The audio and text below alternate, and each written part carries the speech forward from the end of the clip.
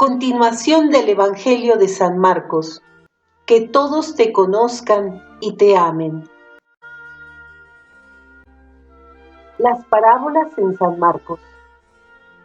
Las parábolas son relatos sencillos con los que Jesús nos da una enseñanza profunda. Los comienzos son pequeños e indican el crecimiento progresivo del reino y su fuerza transformadora. San Marcos ofrece solo 6 parábolas. El sembrador, la semilla que crece por sí sola, el grano de mostaza, los viñadores homicidas, la higuera, el portero. A continuación doy algunas ideas, pero la riqueza de las parábolas reside en la acción del Espíritu Santo en tu meditación. Tienen un mensaje siempre nuevo para ti, porque la palabra de Dios es viva y eficaz. El sembrador. Nos preguntamos qué clase de terreno somos. ¿Por qué se producen efectos tan distintos en los que oyen el mensaje del reino? Existen peligros que acaban con lo sembrado por la palabra de Dios. Las aves vinieron y se la comieron. ¿Cuáles son en mi vida esas aves? Otra cayó en terreno pedregoso. Le faltó profundidad. Otra cayó entre espinos. Se ahogó lo que comenzaba a germinar. En todos estos casos, la semilla del reino quedó sin fruto. La semilla que crece por sí sola. La vida humana se refleja en esta parábola. Lo sembrado por Jesús a través de las personas que se cruzan en nuestra vida sin saber cómo, crece en el silencio y un día da fruto. Benditos papás, abuelitos, catequistas, sacerdotes, religiosos, religiosas, amistades, etc., que con gran desinterés siembran en nuestra alma la semilla del reino, que da sentido a nuestra vida y valores para enfrentarla. Hacer nuestro mundo mejor y la esperanza de la vida eterna. El grano de mostaza. Los comienzos son pequeños, pero la semilla lleva la vitalidad para desarrollarse y dar fruto y acoger a otros en el camino de la vida. La fe juega un papel importante. Los viñadores homicidas. Dios Padre es el dueño de la viña. Envía a los profetas que son maltratados y asesinados. Por último envía a su Hijo único y le quitan la vida para quedarse con el viñedo. ¿Qué hará? Les quitará el viñedo y acabará con ellos y entregará la viña a otros. Algunos exégetas ven aquí a la Iglesia, nuevo pueblo de Dios, que debe cuidar la viña y dar fruto. La higuera estéril. Jesús tiene hambre y busca frutos en la higuera que representa al pueblo de Dios y a cada uno de nosotros. La higuera se ve frondosa, pero sin frutos. ¿Qué frutos espera Jesús? La fe, la oración confiada, el perdón, el servicio, la misericordia y sobre todo el amor, que es la esencia de Dios, que es amor. El portero. Al portero le encarga que vigile, porque no sabe cuándo llegará el amo. Si se alarga la espera, se pueden debilitar la vigilancia y caer las tentaciones y engaños del maligno, con la falsa ilusión de que habrá tiempo más delante. Que el amo no nos encuentre dormidos. La transfiguración.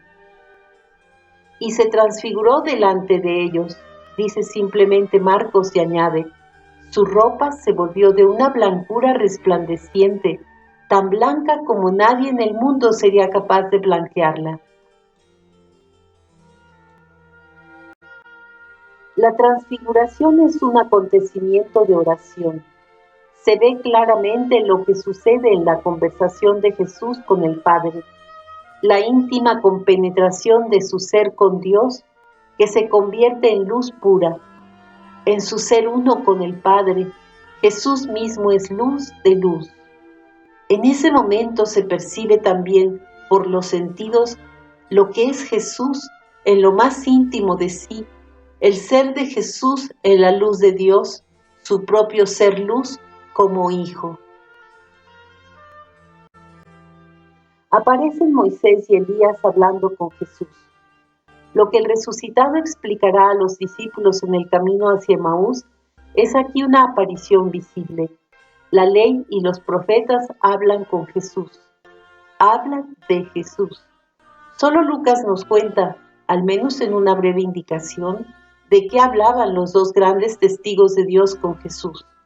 Aparecieron con gloria. Hablaban de su muerte que iba a consumar en Jerusalén.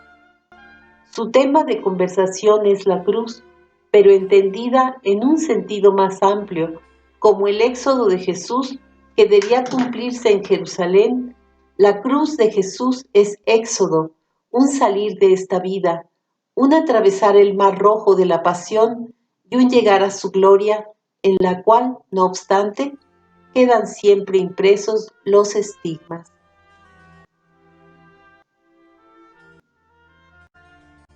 Hacia la cruz. Paralelamente a la maravilla y estupor de todos por los milagros y personalidad de Jesús, San Marcos desarrolla otro mensaje que nos revela la incomprensión y rechazo que el Maestro recibe.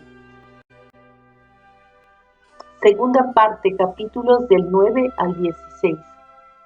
En las mismas proclamaciones de fe de Pedro primero y luego el del Padre en la transfiguración, siguen los anuncios de su pasión.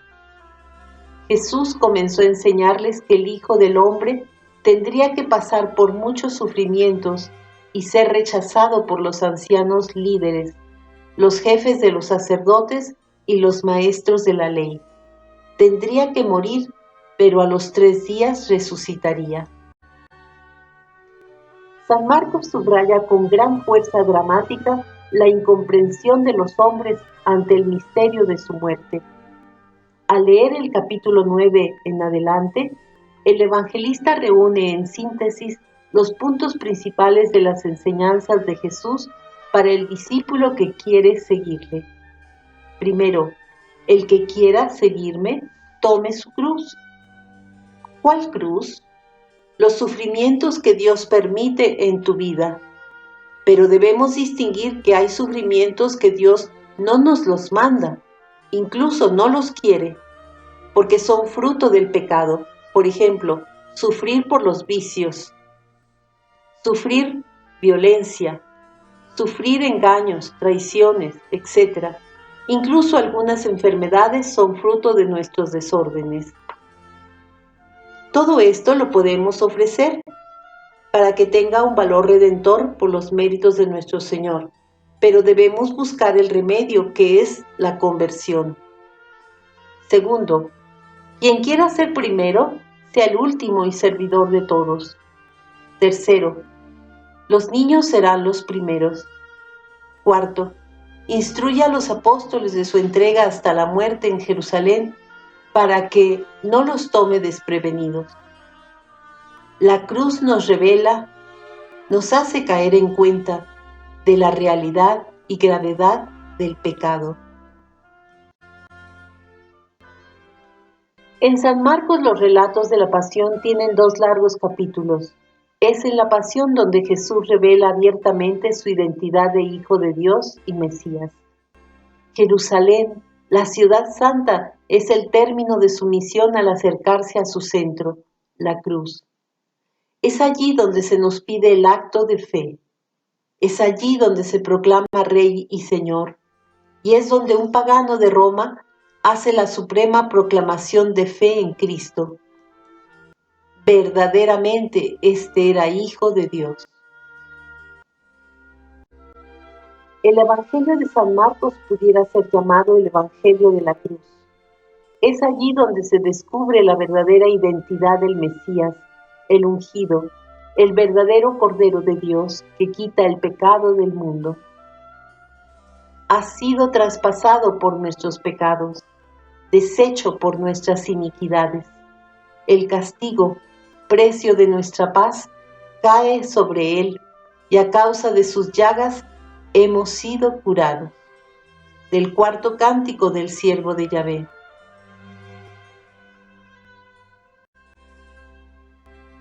Los invitamos a ver la continuación en San Marcos número 4.